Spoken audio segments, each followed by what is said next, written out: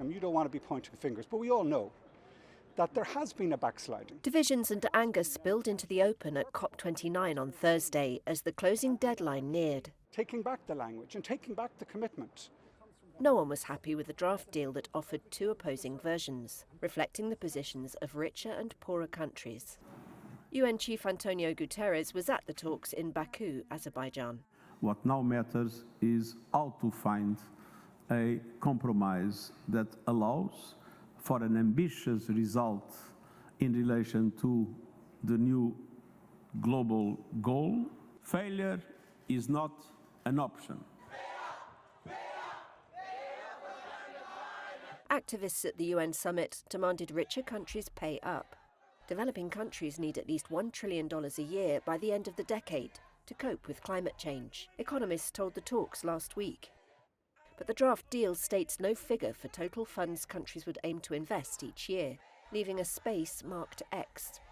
Key details remain undecided: what counts towards the annual figure, who pays, and how much. With the summit set to wrap up on Friday but widely expected to overrun.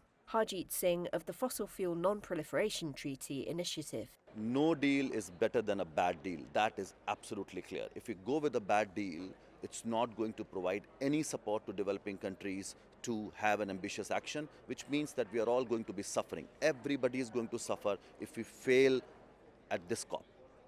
The European Union's Climate Commissioner, Wopke Hoekstra, urged more leadership from COP29 President Azerbaijan, which takes control of negotiations in the final days and compiled the texts. As for the text overall, I'm not going to sugarcoat it. It is clearly unacceptable as it stands now. Some negotiators also said Thursday's proposals failed to uphold a pledge made at last year's Dubai summit to transition away from fossil fuels, hailed at the time as a landmark moment.